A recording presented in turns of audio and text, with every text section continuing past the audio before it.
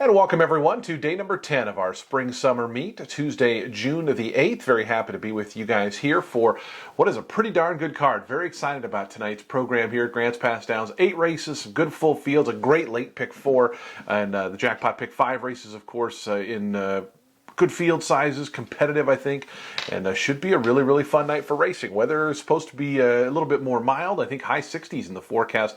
I know a potential for some rain on Tuesday. If you're new to this show, we recorded a couple days in advance, so that way you can listen at your convenience. And so I know there is a little bit of rain possibility forecasted, but we've been pretty lucky with weather so far this meet. So check your weather apps and hope for a fast track and some sunny skies in Southern Oregon. We kick off the 8-race card, as we always do, with our early pick 4. It starts in race 1, the early double as well. And 6.5 furlongs, which is a 3-turn event here at Grants Pass Downs. They start in the back chute and make their way around 3 turns, a half-mile oval here at Grants Pass Downs, if you're new to us as well. The number 2, Bubba Neitlinger, is 3-1 in the opening race, and a horse who's coming up from Turf Paradise after a campaign down there in Zia Park in Ruidoso. A horse who has early speed, which is always a weapon here at Grants Pass Downs. This horse primarily has been going shorter sprint distances, including 4.5 furlongs down at Turf Paradise on a couple of occasions. But this horse, his worst efforts on his page have been when he's kind of stretched out. He does show a win at 7.5 furlongs, but that's, that's back in September. He's had a lot of starts since then. So I thought maybe a somewhat short price horse to go against. The number 3 Hashtag Bay, was kind of part of an early pace battle in a 2,500 now winner of the year. Jersey Red won. Jersey Red had like the most perfect trip that day, just total catbird seat sitting in third, while Hashtag Bay did a lot of the heavy lifting earlier. And Hashtag Bay ended up winning that battle, just couldn't win the war against Jersey Red. So I thought a pretty good effort from that one. Dizzy Dancer's probably going to be your favorite in here. Was defeated as the favorite last time out at 4-5. Quinn Howie's 8 for 16 so far on the meet, and this horse is 3 for 6 locally. So I have to think that one will get a lot of attention. Latitude 42 gets a rider change to Taylor Smith this time out. Again, they were setting it up pretty good for the off-the-pace runners last time out, and really Latitude 42 didn't take advantage of that. So I'd be a little inclined to be against this one, just based off, kind of having the setup. The one thing you can maybe count on is that third off the layoff, the horse moves forward again. Mary Boyle's 20% with that angle, but she's good percentages with most angles. She's a very good trainer. So interesting first race. I think a lot of people are going to steer towards Dizzy Dancer, but I thought a couple of different ways to make some money in the first. 2-year-old quarter horse is going 220 yards in race 2. Races 2 and 3 are quarter horse races. The third race is awesome, and we'll talk about that here in a minute. But the 2-year-old Hector Magallanes, who continues to do very well here with the quarter horse races. El Bardi, Mr. Cartel, he's got a first-time starter in here. Madison County Line, a horse he had that did run, split the pack in the debut. But we've seen a couple of his that have come back after so-so debuts come back and really fire in that second career start. So wouldn't be surprised to see either one of those ones fare well. And I thought the number 6 Helen Horseshoes ran a pretty darn good race in the debut, only beaten a length and a quarter, and had some serious traffic trouble. In fact, one of the horses up top was disqualified for interference in regards to this one. Draws comfortably outside in the 6th post, and I think going to be a big contender in the second race. Race number 3, 350 yards for non-winners in 2021 or which have never won 4 races. Always want to remember to read the allowance conditions. Number 1, Hold On, I'm Gone, ran extremely well last time. This horse is just a good starter, and being drawn down on the rail, I think that's going to be important, but there is some tough competition in here. This is just a good quarter horse race. Fast Moving Freight, who's won 3 of the last 4 and missed by a nose last time out, is 8-1 on the morning line, and a horse who should compete with this group. You have the always consistent First Moon Cat. CM Boom Shakalaka is who I want to talk about, the 3-1 morning line favorite. It says broke in and bumped for the comment. It was beat by Jail Rebel. Jail Rebel came back again last time out and won. CM Boom Pasha, I thought the start was, broke in bumped is not a good start. I thought the start was worse than that. Watching it live, I remember thinking, oh man, this horse is done right at the start. I'm watching the race through the binoculars from upstairs and still almost got the job done. It was a huge, huge effort. This is a really, really talented quarter horse who draws nicely right in the middle of the pack. I think the most of the competition is just to its inside, so Big advantage, I think, for CM Boom Shakalaka in the quarter horse feature today. Fourth race kicks off the Jackpot Pick 5. Reminder to always check Equibase or any of our social media channels about the Jackpot Pick 5. It's $40,000 going into Monday's card, so if it moves on, it'll probably be around $45,000 when we start for the Tuesday card. And it's a doozy of a sequence. This might be a good chance for someone to take down that big jackpot. We kick off with a $2,500 Never Won 3. Important to notice in a lot of the conditions, it'll say races at Oregon fairs or Washington Class C tracks not considered. So you might see horses that have more than 3 victories that you would think aren't eligible for this condition. And then there's actually that same thing kind of comes up in a few of the races. And if they won at Prineville or if they won up at like Waitsburg or something like that in Washington, those won't count against the restriction. So just be aware of that if you see a horse in a non-winners of 4 that's got 8 wins. The number 3 Johnny 5 I wanted to mention. Horse was terribly wide on both turns last time. Didn't do much running at the non-winner of 3 level. I mean, I'm just willing to be forgiving of that one. And prior to that, the horse had been, pretty competitive, I think, speed figure wise. And so I thought maybe a bit of a move forward here with a better trip. And maybe Johnny 5 could be one that makes a little bit of noise. Crescent Wildcat, a horse with speed, which here at Grants Pass is always a good thing.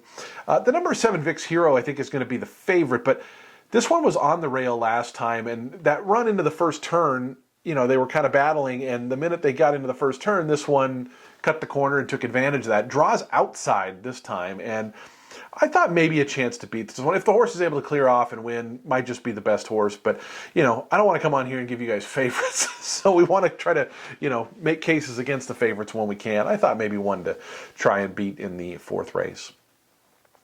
5th race on the card, Maiden Claimer, $10,000. And, a lot of not great form in here, as Maiden Claimers will have sometimes doing.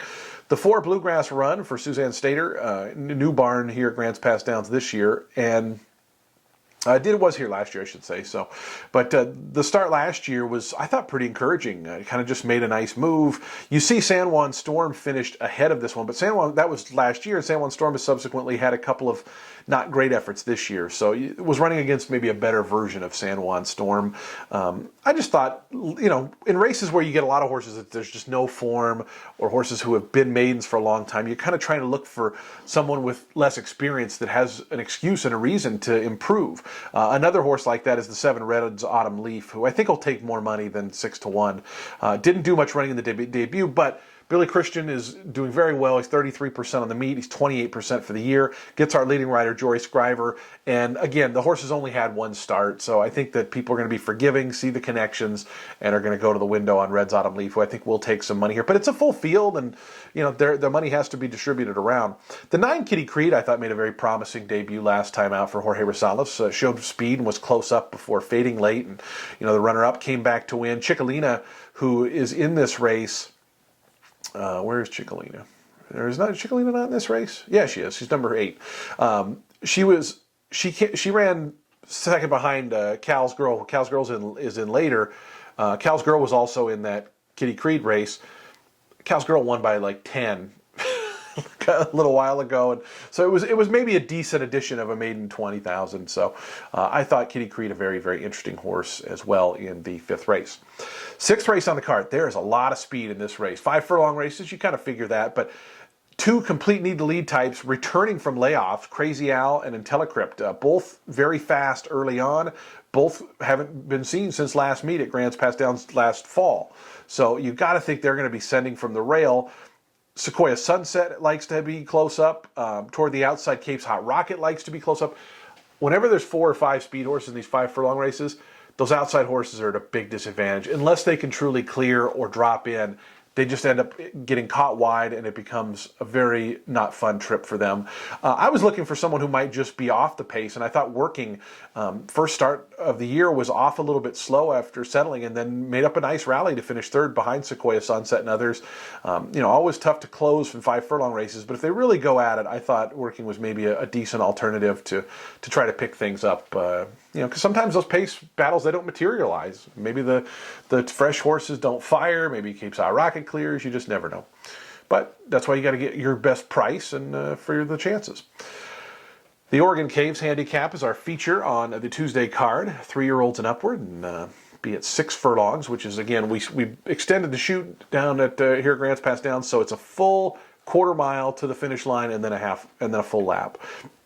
A lot of horses you'll know. One new one, Tristram Speaker, coming up from Golden Gate Fields. Quinn Howie claimed this horse for $8,000. I'm assuming claimed him for this race. Quinn obviously has success up here, but trying to come up and take the $10,000 purse, or his share of it rather, with for Board Shorts and Quinn Howie.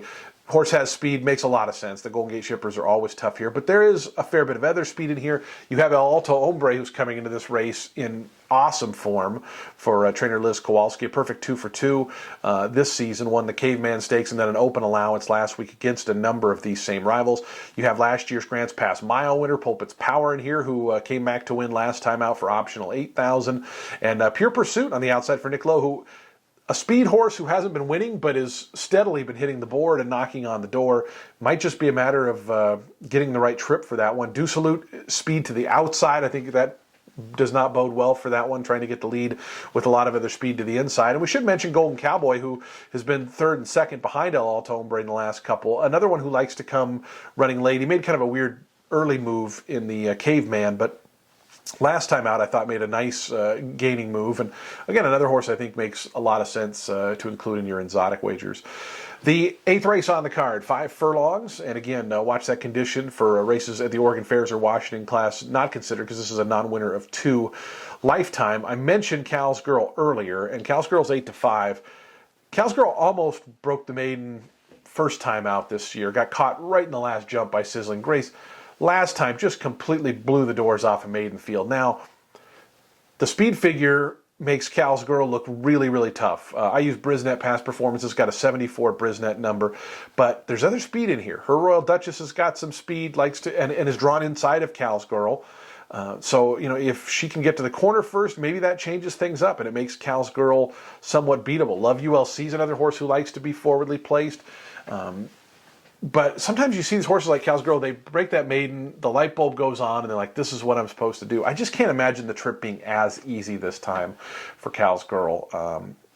But we shall see. Should be a very fun Tuesday. Again, no racing next week. We're off. The Oregon Fairs start next week, so we have a week break. We come back the 21st and the 22nd, and then we race through July 6th, and we have a special Sunday, of course, on the 4th of July. But post time at 5:15 p.m. Tonight, and again, no racing next week. So we look forward to seeing you guys out there tonight. Best of luck with your wagers at Grants Pass Downs.